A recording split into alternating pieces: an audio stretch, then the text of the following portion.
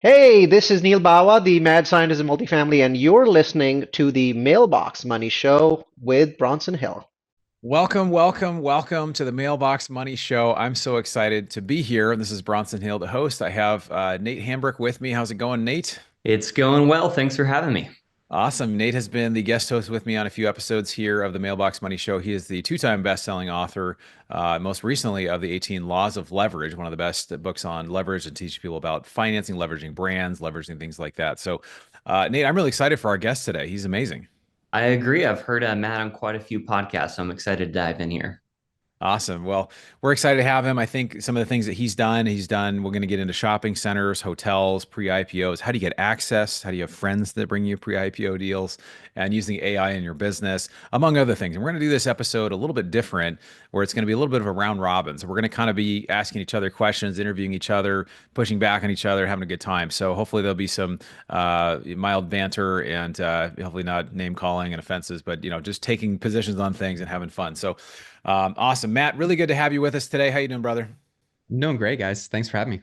So good to have you. You are a talented guy. You've done a lot of things. You've really built something wonderful. And let's talk a little bit about your investing. I mean, you've done shopping centers and hotels. Tell us a little bit about why shopping centers and hotels.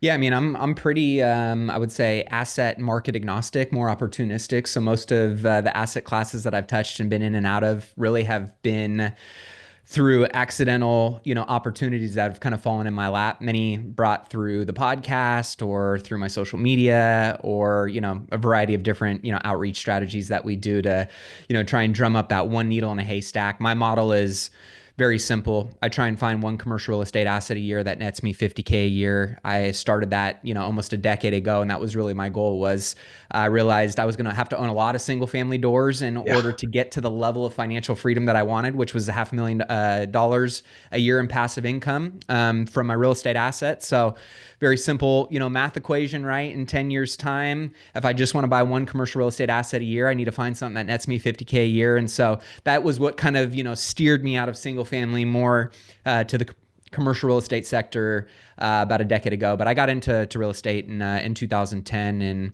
and really always, looked at the vehicle of real estate as kind of being my core tree trunk. I knew there was going to be a lot of different branches off of that over time, hence some of the different asset classes I know we'll be digging into today. But that's really what, led me down this path that you find me on today. So 2010 is a good time to get into it too. You're kind of just, you time that really well. I know people don't time the market, but that's a great time to get in. And I imagine, is it cash flow primarily? Is that your cash flow and appreciation is kind of why you like these assets? Yeah, I mean, at the time I didn't know any better. I was just, a dumb college kid that had an expensive piece of paper, and I was interviewing at a bunch of places that were not going to make me anywhere close to what I thought I, was deserving at that time. I started off in single family, flipping houses. There was foreclosures everywhere back in 2010. I ended up actually responding to a Craigslist ad for a guy that real estate mentor seeks real estate mentee. I thought this was my big break. Little did I know I was going to work for this guy for a year for free.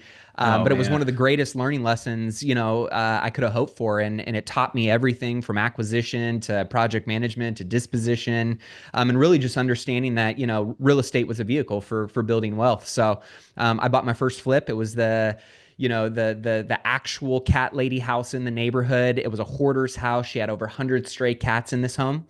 We actually found two dead raccoons underneath trash in her home. But I was 21. I netted north of six figures on that first deal, and I really just never looked back. And so that's what got me into the space. And then obviously a lot of failing forward moments and stepping stones of kind of figuring out where you want to go, what you want to do, what not to do going forward. And that led me into my first kind of creative finance deal on a shopping center that I actually still own here right around the corner from my office. And that led me into my first hotel and then my second hotel and third hotel. And it kind of just, continued to snowball from there as you get a little bit wiser with each deal. But to your point, I was always opportunistic. So I've been in and out of almost every real estate asset class, just about everyone. I own probably, I would say 4 or 5 different commercial real estate asset classes, but I focus in two primary ones. Right. And I'm curious on that, Matt, because it sounds like you and I both started doing the single family flip. And, Yeah, me I'll speak too. from my own experience. the worst. And my sister and I owned somewhere in the ballpark of 14 to 16 of those.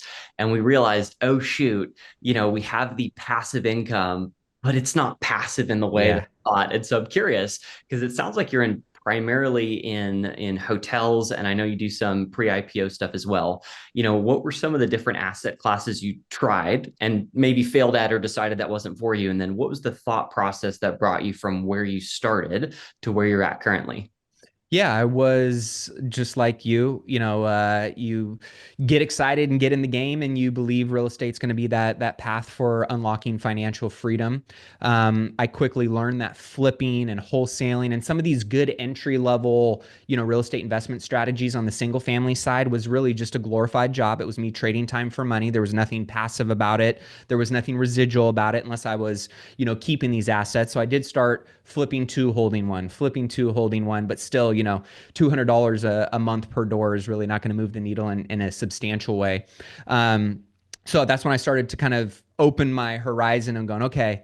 I actually read Steven Schwartzman, the founder of Blackstone, his book when I was a little bit early in that journey. And I just remember him saying, there was the quote in there that really resonated with me at that point in my journey, which was, we're here for a very short, finite period of time. And the stress and the risk and the energy that goes into a really big goal is equal, if not less, than a really equal, if not more, than a really small goal. So you might as well go after something really big. And I'm like, man, Absolutely. just like I had to pull up a seat to the table and learn the board game of single family real estate investing, the learning curve can't be much different on the commercial side of investing, but the ROI on my time, my energy, my skills, my relationships, I knew was going to be far greater. So that's what really encouraged me to get into the commercial side. And I joined business mastermind groups, real estate investment mastermind groups, and some of these, pay to play circles. And I got exposed to a lot of different people that had either family offices or, their own funds or were syndicating deals in a variety of different asset classes. So I, through proximity, was able to get a lot of exposure into different deals, the good, the bad, the ugly, and everything in between. So right now, I currently own shopping centers, boutique hotels, some small medical office buildings, and mobile home park. But being in different asset classes from storage to a lot of different, there's a variety of different opportunities within the commercial real estate space.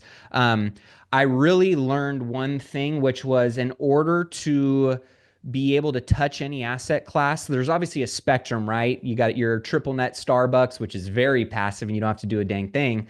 And then you got hotels, which is the most Yeah, I management want to talk more intensive about asset that. out Yeah, yeah. there, right? So I was able to see a varied spectrum, and based on my goals, my timeline, my risk, I'm 36. I was younger, willing to risk a little bit more, willing to also work, and trade that time for money to increase my equity and hopefully my cash flow positions along the way. So I've always been a very big believer that if you know where you're going and what your goals are and what time you want to get there, you can really reverse engineer a vehicle, a model, a strategy that aligns with that goal. And that's kind of what's led me down this vein of commercial real estate and having a little bit of a diversified mix.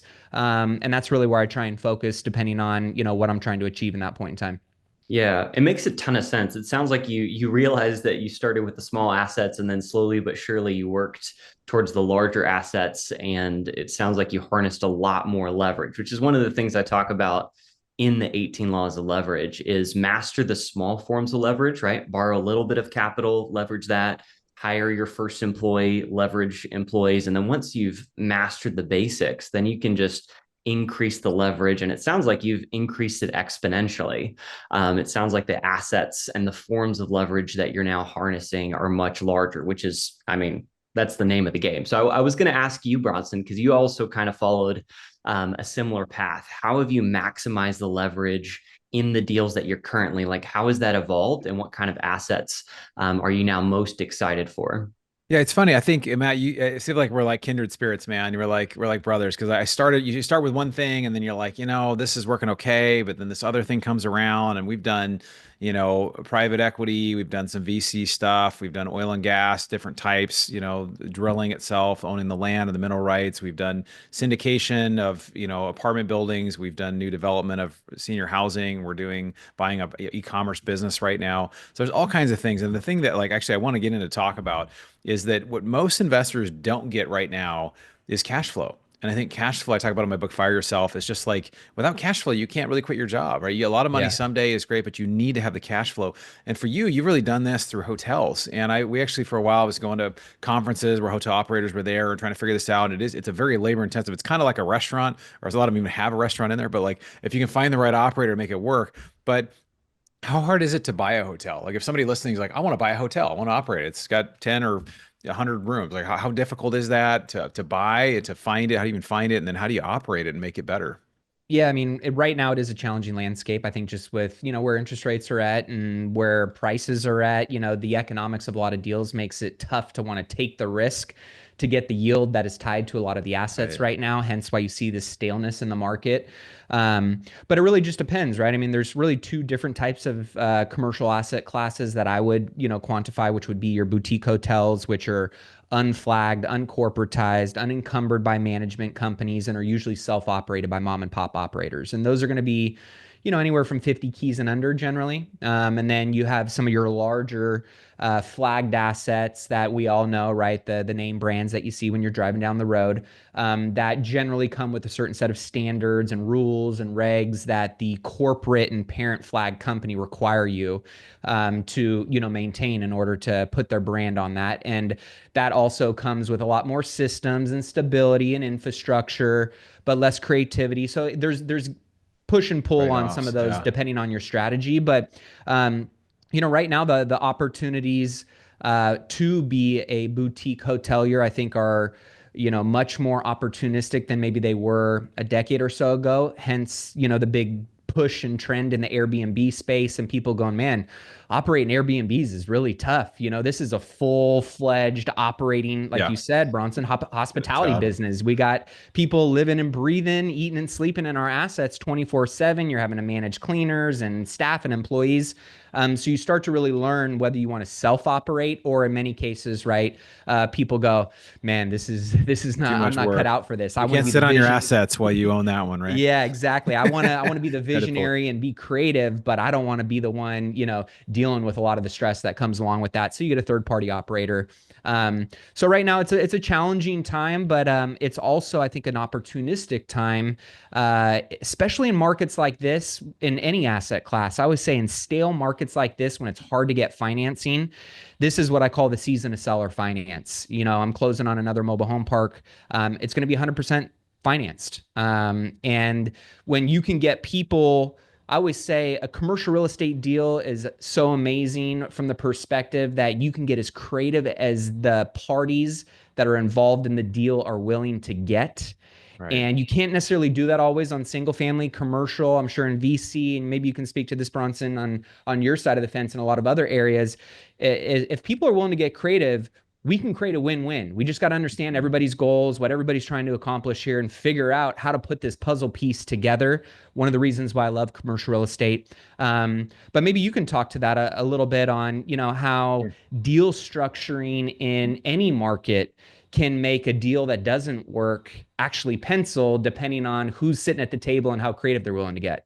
Yeah, I think that's a great question for Nate too. In a minute, I'll have him answer. But I think, so yeah, it does really depend on what the parties are there. And I think too, even from investors, we get a lot of passive investors listen to the show. It's really what are the goals? What are the goals of each party? And I love, you've done a lot of different assets and different, asset classes and things like this. And so, I just love, right, these days we're doing a lot more cash flow, because I feel like cash flow deals, they reduce risk. You get your money back. Your basis is typically it's coming back sooner. But like you said, 100% financing. That's awesome. We're buying an e-commerce business right now. That's a $13 million purchase. It generates $27 million in sales, about $4.5 million in cash flow, even after debt service. And we're bringing about $3 million to the table to close that, right? So more money is coming back each year than what we're actually putting into the deal before we do any debt.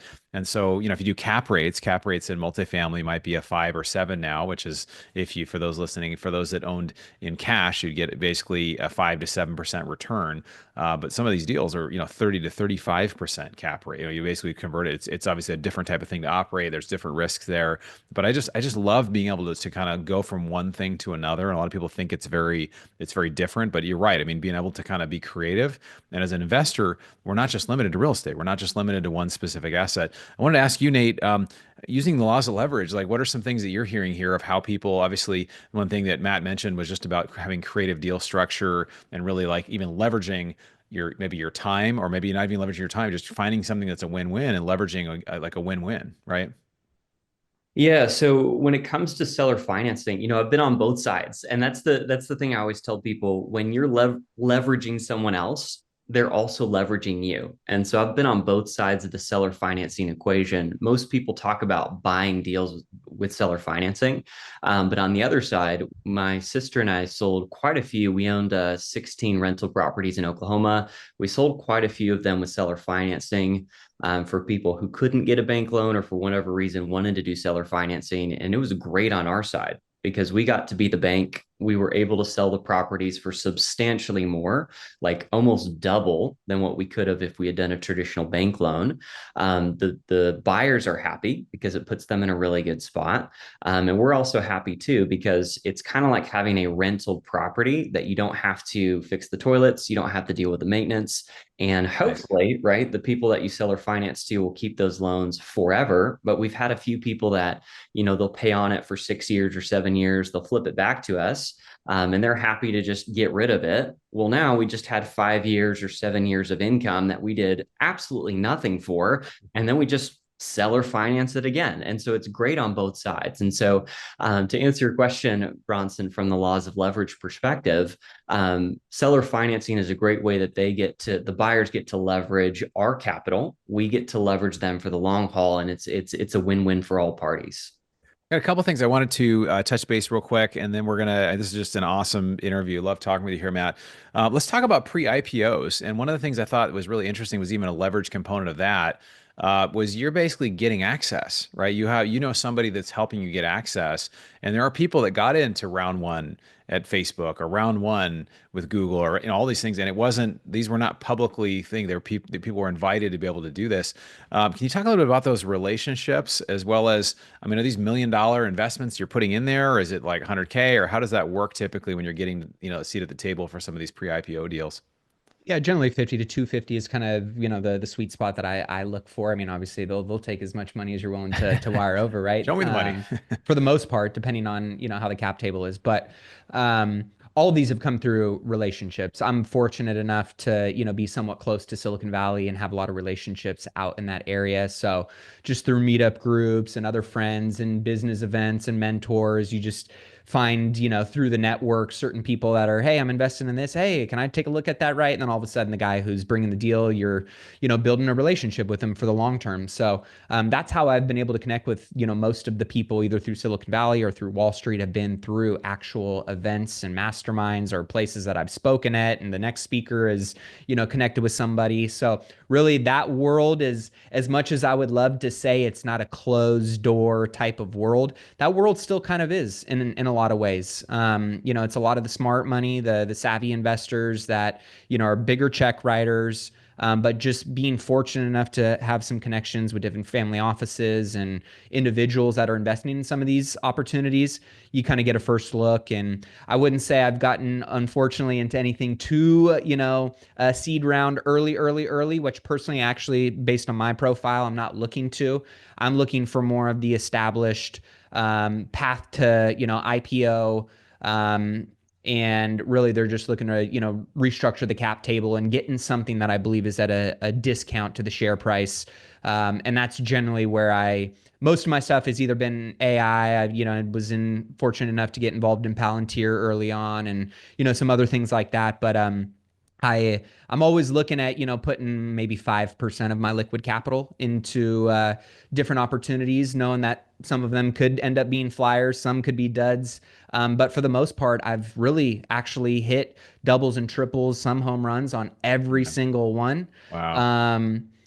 And the other side of it is, the way I kind of look at it is I don't invest too much of my liquid capital outside of my own commercial real estate deals. If I'm going to lose money right now, I want it to be because of my own, mistakes. That being said, I do believe that if you're someone that has liquid capital and you want to be active in growing that capital, it's kind of like asking a wealth manager to take some of their liquid money as a wealth manager and go put it with another wealth manager and hope that they outperform you. So I feel that, I consistently bet on my skill set, and, between crypto and the pre-IPOs is where I kind of diversify some of my play money into those asset classes.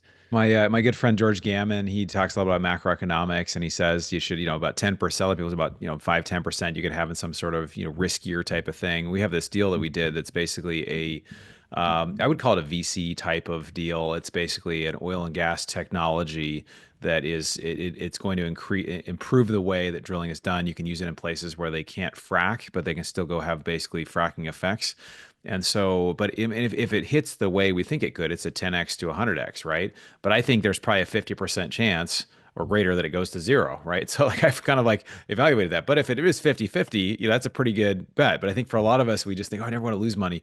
But I think it's having enough worth and being able to diversify in some of these different things. But that's incredible. You've had that amazing amount of a track record. Nate, I wanted to ask you, talk about leverage in investing and maybe in this thing when people are looking at diversifying and putting money into different things. Obviously, you can be too leveraged, or some leverage is not good, right? Because you have too much in one thing, and it could go to zero or it could go 100x, right? So how do you balance that out in a portfolio, I guess?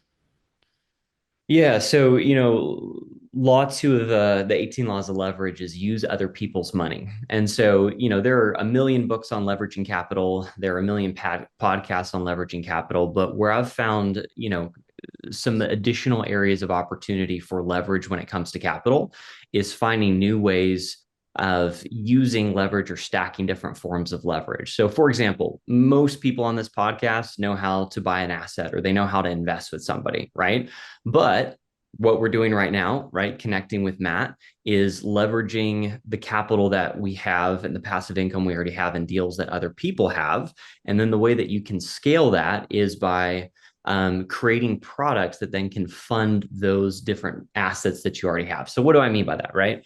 So let's say that you're already investing, right? You're already filling, and hopefully I'm answering the question, Bronson. I'm trying to expand what you're asking, but let's say that you're already investing capital. One of the ways that you can use the laws of leverage is to create products that you can sell to the people you're already dealing with to create more income to invest in other deals. So I'll use an example, right? I'm in the publishing world. I help a lot of people publish books.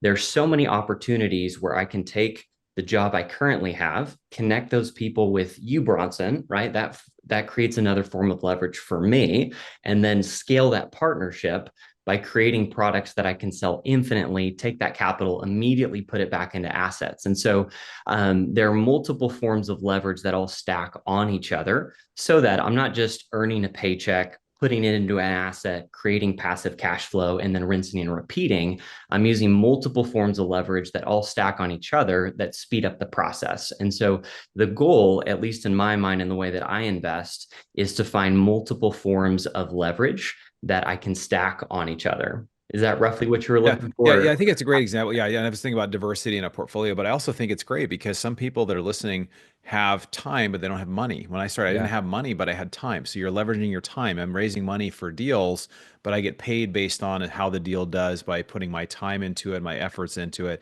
And then you can leverage your connections. You can leverage all kinds of things.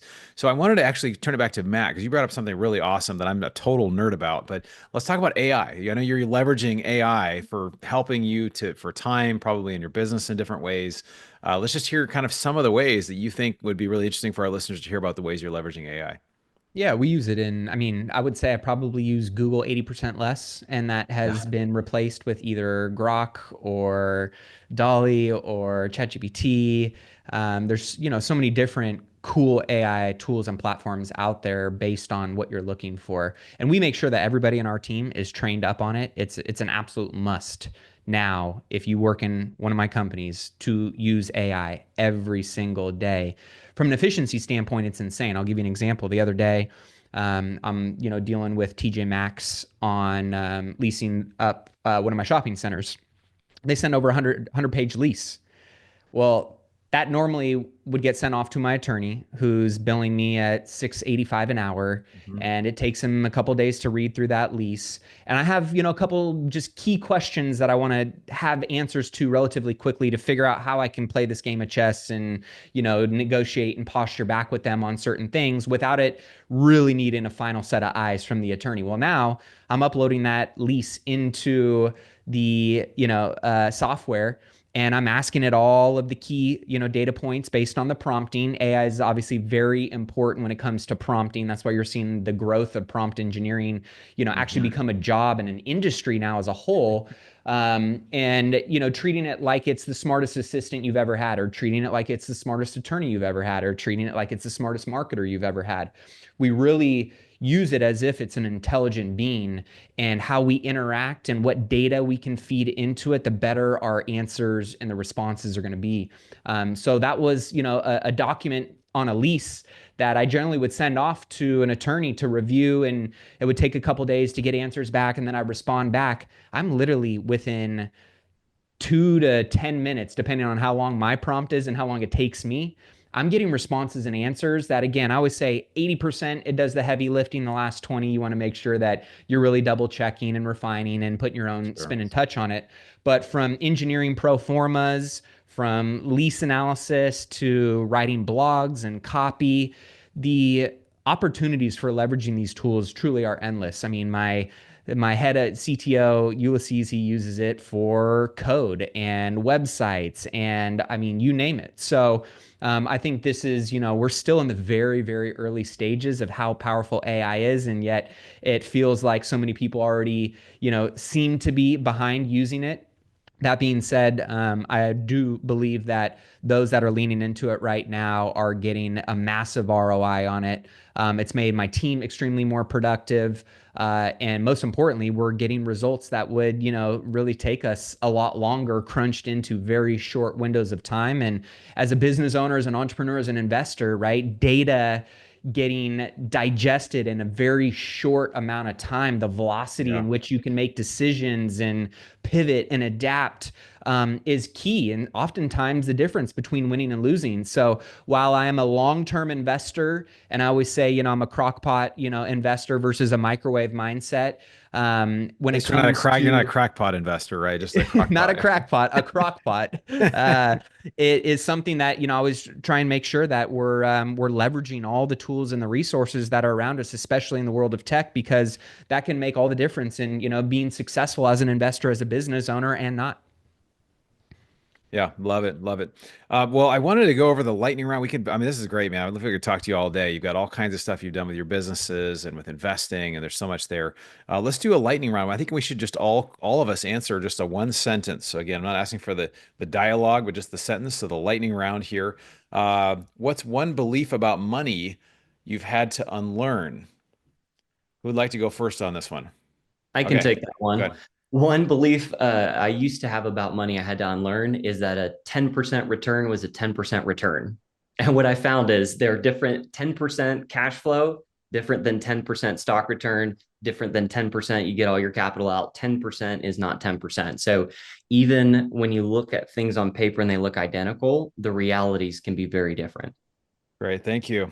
What's one belief you had to unlearn, Matt? My short answer would be the price you pay to get rich and wealthy is volatility. And if you are unable to get comfortable with volatility, then investing is probably not going to be the space for you. I think for me, it's just that, getting out of the time for money trade is so important that it's just like, if you can leave a job as quick as you can and have upside on something else, there's just so much more potential. Next question. Favorite book that changed your approach to investing? I'm going to say, I'll say Cash Flow Quadrant by Robert Kiyosaki. That one changed me a lot. Recently, I just read Benjamin Hardy's 10X is easier than 2X. And that's been a great one for me in terms of expanding my mindset around bigger is actually oftentimes easier. May not be simpler, or may not be easier, but it is simpler in a lot of ways. One of my favorite books of all time, and he's coming on this show. We're in touch with his team. He's coming on the show in the next month, so looking forward to that. Nate, best book that's changed your approach to investing besides I'll one you've give you written? two. So my father read me Rich Dad Poor Dad as like a 6-year-old or a 7-year-old. That's a good Completely one. changed my trajectory. But more recently, The Lifestyle Investor by Justin Donald. Sorry, Yeah, absolutely changed my approach to investing, much for the better. So I'm very grateful for both of those books. amazing. Okay, this is the last question, and then we're going to ask how we can follow Matt. People can follow Matt. Best decision you've made in the past 12 months. This can be an investing decision, it can be a personal decision. What's the best decision that you've made in the last 12 months? Putting you guys on the spot here. Mine would be from an investment perspective. I closed on an 80,000 square foot shopping center that I bought for $12 a square foot, which was I walked into almost $2 million in equity the day we closed. So that was a good Wow. investment decision. And I would say from the personal perspective, we just had our third daughter, and she has brought a new level of energy and inspiration and challenge to not only myself but our whole family. And I'm a big believer that great parents should have more great kids, and they're one of the best ROIs that you can ever get on life. I love it. Thank you. I That's love it. I'll answer the same question. Best investment decision in the last 12 months. My family and I, we decided to make the pivot from traditional multifamily apartment investing to oil and gas. Best decision ever. They have been outperforming their performas. The depreciation, the depletion has been even larger than expected. And now that we're in tax season, I am so grateful I decided to invest in oil and gas last year. Yeah, I asked this question. Thanks, Nate. I asked this question. I'm like, what is the best decision I made? I think that personally, it's just spending time with my daughter, just really investing in her. That's been the best decision. I think on the investing side, it's really looking into private equity, getting more into the private equity space, doing more cash flow type of investments. I think that's been the best decision. So, guys, I really appreciate the time. This was a lot of fun having this conversation. I feel like we could talk for hours and just have really get a lot of value and share. Matt, really appreciate you being here today. You're amazing. You've done all kinds of things. We want to really acknowledge you for your success in business and real estate and all the things that you're creating and will continue to create both in your business as well as your family life. But how can people follow you and hear about what you're doing? Yeah, I mean, I'm on all social platforms. My handle is at official Mattia, Mattya. They can learn more about my commercial real estate mastermind at wiseinvestorcollective.com, or we just have a free beginner's crash course. If you text free to 844-447-1555, that's an easy way to kind of get on my email list and get connected with a lot of the stuff that we got going on. Awesome. Thanks for being here, Matt. Appreciate you. We'll look forward to connecting again soon. I'm going to be on your show, so looking forward to that. And thanks again, Nate Hambrick, for being here. And thanks, guys. Thanks. Well, that was a great interview, man. I tell you can just tell talking with Matt, he's done a lot of things, and he's a very talented guy, but he's also just really done a great job of figuring out what works for him and what doesn't work, and getting the right people in the right place. Absolutely. I really loved when Matt was talking about how he leverages AI to speed up finding the right deals, crunching the numbers, realizing he's not in the right deals and moving on quickly. On top of that, how he's using AI for his staff, for email reach outs, responding to clients and all that. It was really, really cool to hear how he saves his time so that he can focus on family stuff and all of that. So great interview. Thanks for having him on. Yeah, it was really great. I think one thing that I liked is the takeaway for me was how he diversifies his actions, his time. He's in so many different things. I actually feel very similar to me. I'm in a lot of different things, but you have partners, you have employees, you have people that help you, right? And this is really the passive journey, right? How can I make more money without taking up more of my time? Can I make money while I sleep? Can I have enough things moving in different places? And there's the book called Who Not How, right? Where it'll say, oh, I've got this problem. How do I solve this? And it's like, well, there's a who that can solve this, right? They can help me with this deal. They can operate this. He doesn't look like he's operating hotels directly, right? He's not doing these things himself. He's got people doing it, which is awesome. So hopefully for our listeners, you're doing that. You're finding ways to leverage your time to live a great life so you can live out the values that are important, spend time with family, travel, leave a legacy, things you want to leave. So appreciate you taking the time to educate yourself. It really is truly inspiring. I say it every time, but thanks for taking the time to educate yourself. And we'll look forward to seeing you on the next episode of the Mailbox Money Show. If you haven't joined our deal list, you can go to bronsonequity.com or click the link below, and we'll look forward to seeing you guys again soon. You've been listening to the Mailbox Money Podcast. For more free resources, articles, and videos, go to bronsonequity.com. There you can download your copy of the special report, The Single Best Investment Strategy During and After a Pandemic. None of the information shared here is an offer to buy a specific investment, and this is for educational purposes only. Consult your financial, legal, and tax professionals and use your own common sense before making any investment decisions. Thanks for joining us, and be sure to tune in next time for more Mailbox Money.